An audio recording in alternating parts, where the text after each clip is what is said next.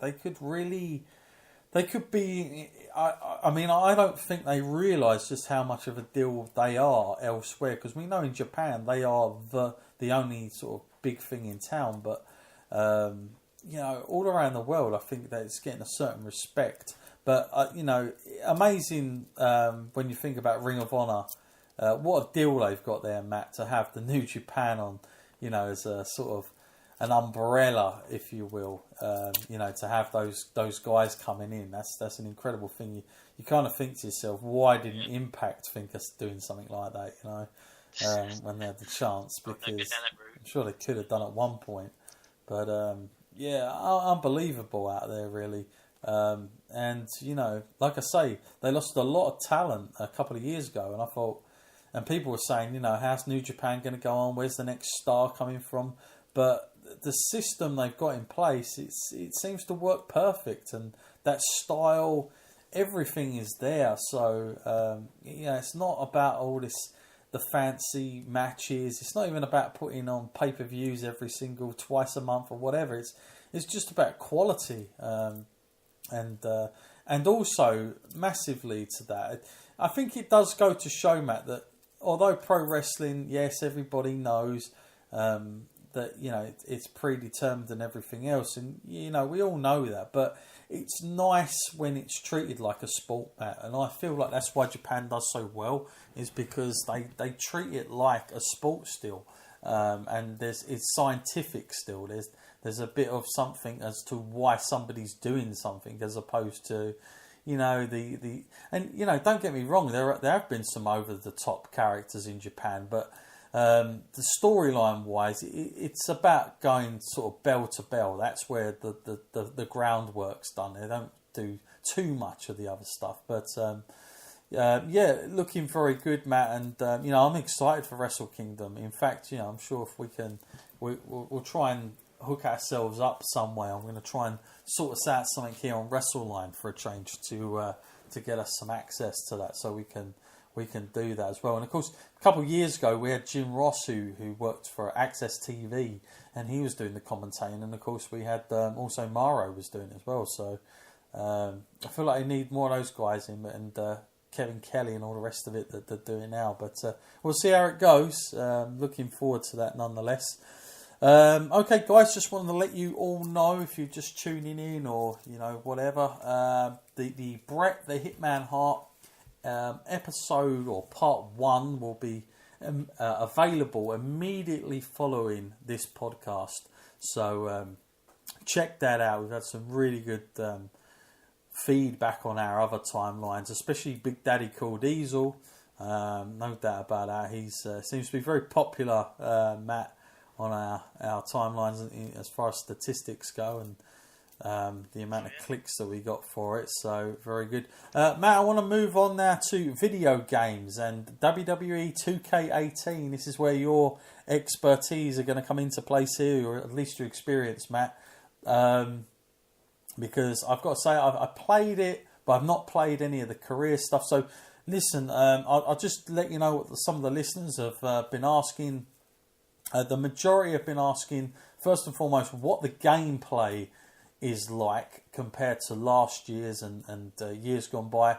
Because apparently somebody, I think it was Joseph here, has emailed about the fact that they're using a new system or something that's come into place, and it makes it better. Apparently you can pick people up for longer and things like that. So Matt, gameplay wise, what's the game like? Yeah, it's going to be a real mixed review, because when they switched to the newer consoles, they did kind of scrap the old system, and they implemented a new one, and each year they've been building upon that. And like you just said, the whole dragging them around the ring and lifting them up in different positions is a new system, and it does help a lot. It does make matches a lot more fun, particularly if you're in like a tables match or a TLC match. The variety of ways you can drive someone through a table, for instance, is quite unlimited. But in another sense, it is one of the most buggiest kind of wrestling games I've played. You know, people end up floating in the air, and I've had a few instances where, you know, I've had someone beat, but the ref refuses to count. I'm like, you know, what kind of screw job is this? But it can be a bit frustrating in those moments. Yeah. But for those kind of moments, I do kind of find it one of the most enjoyable wrestling games I've played. I mean, of course, it's not going to be like it was on PlayStation 2, but now, you know, they've got to be more realistic about the approach. And I do like the fact that when someone's taken a sufficient amount of damage in a tag team match, they'll roll out the ring, like realistic. But in some ways, what we don't like about like the modern wrestling, like for instance the Royal Rumble, when you have those moments when everyone's on the floor and there's only two people left standing. You know, those moments can occur, you know, not as much as we dislike those moments. But I would say if you have a friend and you like playing games like two-player and on the couch together, this is the perfect kind of game. You know, that's where the enjoyment is at. Because if you go on the one-player route, it's not going to be, you know, say for instance, your NBA game, or you're not going to get that kind of depth, or your FIFA. You know, you're not going to get that kind of story. What you're going to get is, you know, read this sentence. You're going to be. I mean, when I first started playing, I felt like I had a choice. You know, they told me like, you're going to lose to this person, or you know, you have to. Maybe you want to beat them, but then if you try and beat them, you know, you have to restart the match. You have to lose it. You're forced to be a jobber. And I was kind of like, oh, this don't feel right. And then you do feel like you're on a very linear path, and you have to read sentence after sentence, and there's wrestlers hanging around backstage, but they just talk a load of garbage and gibberish. And you know, the loading screens are still long, and you have to change up your attire every now and then to generate more money, to unlock new superstars. Each superstar costs about 3,000, and each match you complete, you get about 100. You know, it takes ages to grind away and get that kind of money. So, you know, if you like unlocking things, that's fine. Or you can just pay for the obligatory DLC to unlock everything, you know, but that's what a lot of people don't like about games these days. But, you know, as an overall whole, I say I enjoy it, but don't go into it expecting any great leaps from the previous game. It builds upon it year by year.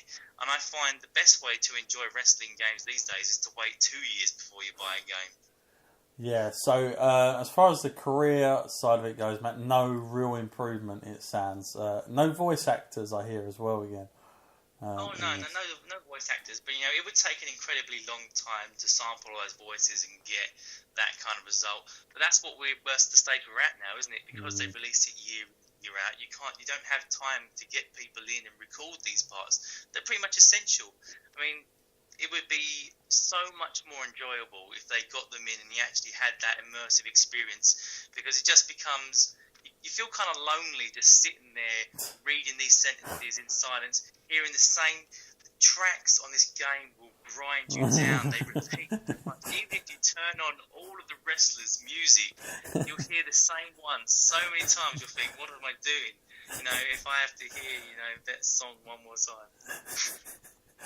Yeah, that sounds very annoying. I mean, and let's face it, like when people buy the WWE games, like it used to be all about the storyline and, you know, the career part of it, but seems like that side of it's gone. But the showcase, I believe that's gone as well, Matt. They haven't focused on that this year.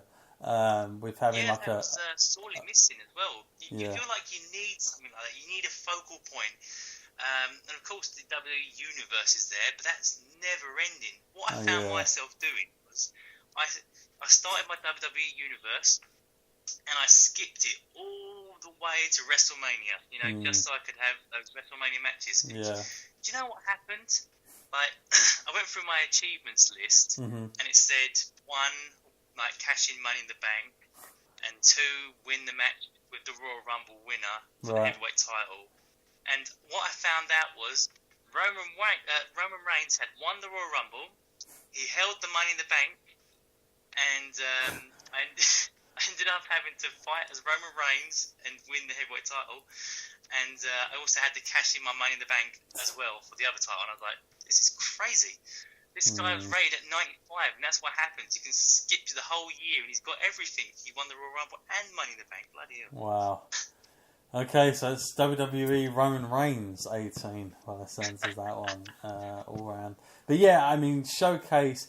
Here's the thing. I mean, I get you can't have all the wrestlers doing the voiceovers, but like at least with those Showcase ones, like when you've done the Attitude Era ones and stuff like that, they kind of pulled old clips back and old audio bits on some of the commentating, and it was a little bit authentic, but like, you know, just keep reading. And also when I was watching somebody play it on YouTube, a lot of the dialogue, man, it looked like it wasn't character driven. It was just the same sort of dialogue from everybody, same sort of words, just a few like things changed here and there. So I don't know who the hell wrote this thing, but god damn, I mean, it wasn't setting me on fire to even enjoy that. So yeah, it's almost with WWE games at the moment, it's like one step forward, two steps back a lot of the times. You know, but at least I guess the gameplay's there. Maybe with the 2-player thing, there is some enjoyment out of that. But as Matt said, you're probably better off waiting for it to get a little bit cheaper. Probably wait till after Christmas, in fact, and you know, you pick it up a lot cheaper and enjoy it then, because you know, no need, I don't think, to go out and buy it straight away if you're not that keen on it. But yeah, I think as wrestling fans, because we watch so much wrestling TV each week and storyline driven, we expect that with our video games, and I don't know why they can't seem to get that we're not interested in, you know, the Kurt Angle thing or the Goldberg thing or the Sting thing. We're actually interested in just a decent kind of career in it, where there's something, you know, that's a little bit more open and more choice driven and decent things. Do you know what I found the most realistic thing about it was? What's that? That when you finish you go through your short stint at NXT, but when you finish your first stint of NXT, the first feud you're forced to go into is with Dolph Ziggler. There you go. There you go. They've learned that one, at least. There you go. They've got something right. Yeah, interesting. Okay, guys, we've been getting a few emails in here. I'm going to take a few emails now before we get to the end of the show. We're still going to still got a few other little news that we're going to talk about. We're going to hit on another favourite subject, which is going to be Impact Wrestling, before the show's done. But Matt, going to pick a few emails out here. By the way, if I don't get to you guys, if I don't read your email out, I always try to respond to you, reply to you, and yeah, like a few of them we try to add in the episode, because a lot of people have the same sort of questions, so we just sort of try and wrap it up in one. But let's get some of the questions, Matt, from people, and we've had a few whilst we've been on live tonight as well. So I want to thank everybody who's listening tonight, wherever you are. Great to have you here with us. We appreciate it. Let's take the first one then, Matt. I hope you're ready for this.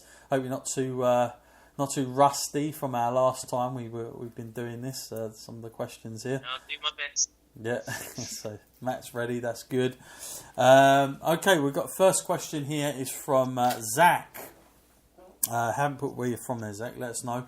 But Zach's got a question on, and this just fits into just where you finished off there, Matt, with WWE 2K18. Bought this game, absolutely hate it. Think they could do a lot better. Have you got any other suggestions for any old retro games that are enjoyable? Don't even mind if the graphics are terrible, but just something that I can get into other than this pile of beep. Yeah, he's a massive fan of it. Matt, we know retro games all right, don't we? Yeah. We know a lot of retro games. It depends how far back you want to go, Zach, because trust me, we played that. Well, Matt still plays those games quite frequently. The WrestleMania Challenge, I'm sure, springs to my mind in a lot of that. But yeah, it depends how far back. Listen, I've got to say, if you want a game that's not too far back, but nostalgic and all the rest of it, then I would go with the WWE. I don't know what year it was, Matt. I might have to look that one up, but it was the Attitude themed. I really enjoyed that because it was like I remember I had the original Attitude game,